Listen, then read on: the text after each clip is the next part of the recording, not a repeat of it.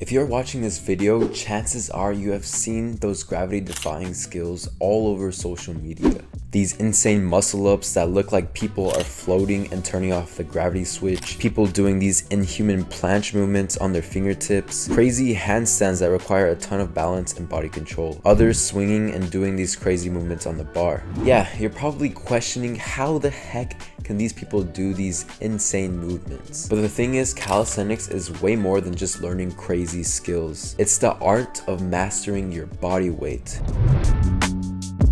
Just think about how aesthetic that sentence sounds. Woo! And the thing is, there is no one right way to train calisthenics. Some people like to learn skills, some people like to freestyle, some people like to just stay in shape using bodyweight exercises, some people like to compete, some people like to do weighted calisthenics, and some people just like to train for flexibility. In this video, I'm going to cover crucial things that beginners need to learn when training calisthenics. And this information can be applied to any types of training styles in calisthenics. And for those of you who watched my other calisthenic guide, I will go over crucial things that other calisthenic guides have left out, which is learning the Calisthenic G Mindset. So make sure to take some notes and watch till the end because this video is going to be saucy. Now, I will always continue stressing the importance of warming up before any type of training that you do, especially when learning calisthenic skills. Yes, they may look very aesthetic and cool, however, they are very stressful on your tendons, joints, and muscles. Failing to warm up properly can potentially lead to injury if you're not careful. And warming up also has many countless benefits, like enhancing your performance and helping you train for longer periods of time, and also even preparing yourself mentally. Warming up for workouts, generally you want to train an easier version of the hardest exercise in your workout. So if my hardest exercise is the push-up, then what I can do to warm up my muscles is do knee push-ups. If I'm doing a pull workout and my hardest exercise is pull-ups, what I can do is some scapular pull-ups and some dead hangs to also get some blood flowing into my muscles. Then you also want to warm up the tendons and joints that will be used throughout your workout. For skill training, it's similar, but what you want to do is warm up with an easier progression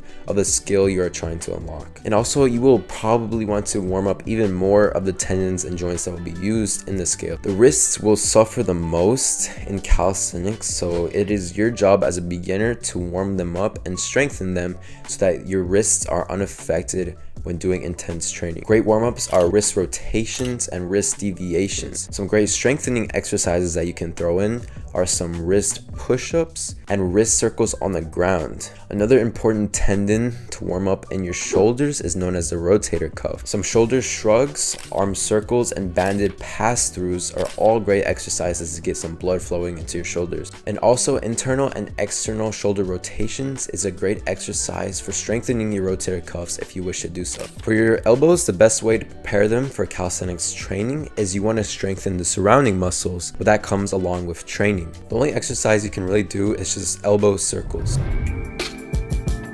For learning how to train calisthenics, you're going to want to focus on building a strong foundation so that your muscles will have enough strength for the training style that you end up choosing later on. The main exercises to strengthen your muscles in calisthenics are inverted rows, pull-ups, push-ups, dips, and pike push-ups, and also leg exercises. The most common way to separate these exercises for training is to put them into a push, pull, and legs weekly workout split. Pushing exercises are any that activate your chest, triceps, and shoulders. Pulling exercises are any that activate your lats, biceps, and your back muscles. Leg exercises are any that activate your quads, your glutes, your hamstrings, and your calves. So this means that push-ups, dips, pike push-ups will be categorized into push day, pull-ups, inverted rows, and any bicep related exercises will be categorized into pull day. Squats, lunges, Nordics, and calf raises will all be categorized into leg day.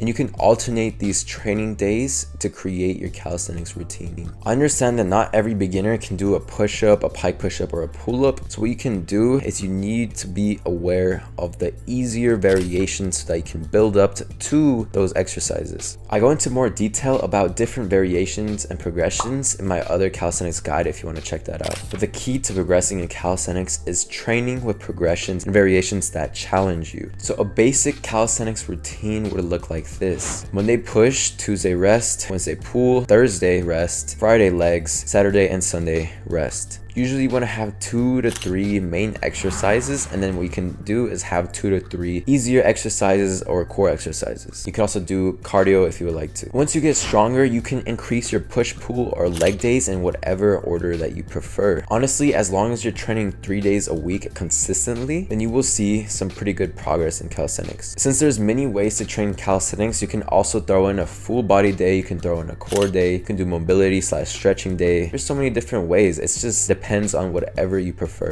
Even though your core is generally worked throughout many calisthenic exercises, I still recommend that you throw in a couple of core exercises into your routine. I usually like to do 1 to 2 after my push and my pull workouts. But honestly, once you start learning skills like the L set or the front lever, honestly, you don't really need to train core, because the L sit and front lever, man, they're hard. Now, a huge misconception that many of my beginners have when starting their fitness journeys is that they think they can just train a couple of core exercises every day and then they'll get a nice set of abs. The truth is, core exercises will help you shape, strengthen, and define your abs. However, what's really going to make your abs pop out is really lowering your body fat. So you might want to include some core exercises to strengthen your abs, but don't expect to get some visible abs within a week or months. It's going to take some work. Honestly, cardio is pretty effective for lowering your body fat. However, I know it's harder, so it's optional whether or not you want to train it. I know firsthand because when I started training track, my abs started popping out more. So if you want to do some cardio, I recommend it.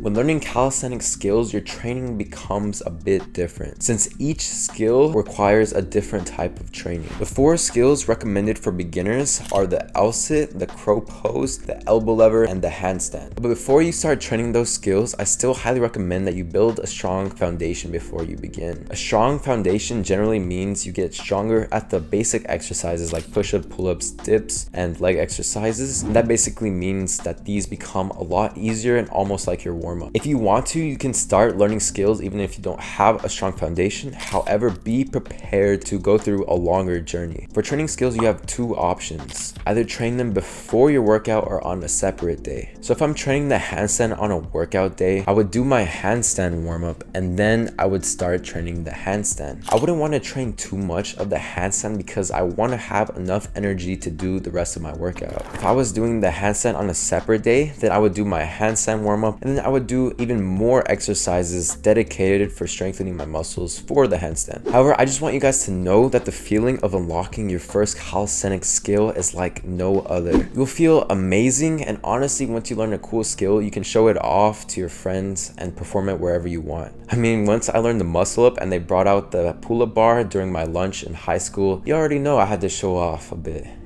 Good times, good times. So when learning calisthenics, it's very crucial that you have the right mindset. And the thing is, most calisthenics guides or tutorials always leave out the proper mindset. This is a crucial element that most people don't talk about. And I'm sorry for my beginners, but most influencers on social media are only going to post their best highlights, but they will never reveal the failures leading up to that highlight. You gotta understand that these gravity-defying skills all over social media didn't take weeks or months. Oh, they took years. And without a proper mindset, chances are you're not going to learn those gravity-defying skills. But don't worry, I got you. I'm gonna teach you the right Calisthenics G mindset. With calisthenics, you're gonna fail many times. I mean, if you tried any advanced skill, you know how impossible it seems to do. That's why you need to learn the proper mindset that these calisthenic athletes have. The best calisthenics mindset that you can have is a growth mindset, one who takes failure as a positive instead of a negative. If you keep getting stressed and frustrated over failure, then chances are you're gonna burn out and end up hating calisthenics. You need to understand that each failure that you go through will make you stronger and help you become closer to achieving your goal. Calisthenics is a very consistent game. You need a mindset that sets you up towards consistency, because if you end up skipping too many workouts or skill training, you will lose progress. You must learn to develop a mindset that helps you maintain consistency. The way I learned to develop a sense of consistency with calisthenics is that even though I have those terrible, horrible days where absolutely feel like I don't want to do my workout, I still show up to the workout. And I don't have to do the same intense training that I usually do on a good day. I just have to show up and do a couple of exercises that I enjoy doing. Or I can also just do an easier version of my workout. But hey, even though I didn't do the same intense training, I still maintained that consistency and I won't end up declining in progress. And the most important piece of mindset that you can have while training calisthenics is that you actually need to enjoy it. Why do something you don't enjoy? Am I right? The fastest way to make progress in something is by actually genuinely enjoying it. One easy way to make calisthenics less enjoyable, and trust me, I made the same mistake as a beginner, is by comparing yourself to others. If you're comparing yourself to someone who's doing this nice skill, you're comparing yourself to someone who has been training that skill for a long time, maybe even years. What you should do instead is set your goal to achieve that skill, but not compare yourself and think that you're less worthy. I could make a whole video on calisthenics mindset, so if you guys are interested, just let me know in the comments.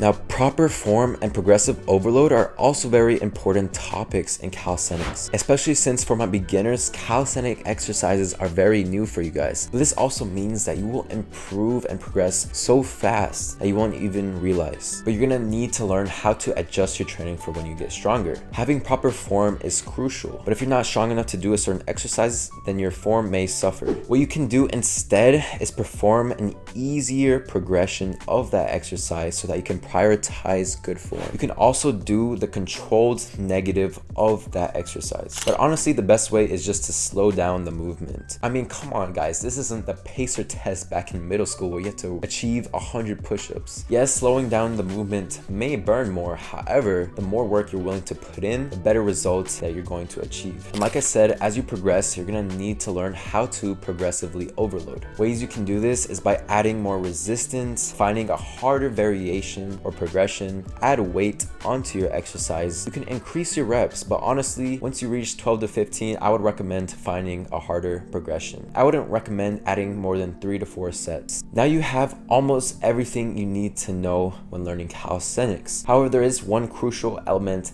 that I did leave out. With this crucial element, you will fast track and shortcut your calisthenics journey. And that is by being surrounded or in a community surrounded by calisthenics athletes. That's exactly why I created the Cobrasthenics Academy and we just launched. This academy also includes courses. We just launched the beginner's dojo to set up my beginners towards calisthenics success. And the thing is, we're creating more videos and courses every single day for you guys. And that information is exclusive and I'm not sharing anywhere else. If you might be interested, make sure to check the link in the bio. I hope you enjoyed the video. Peace.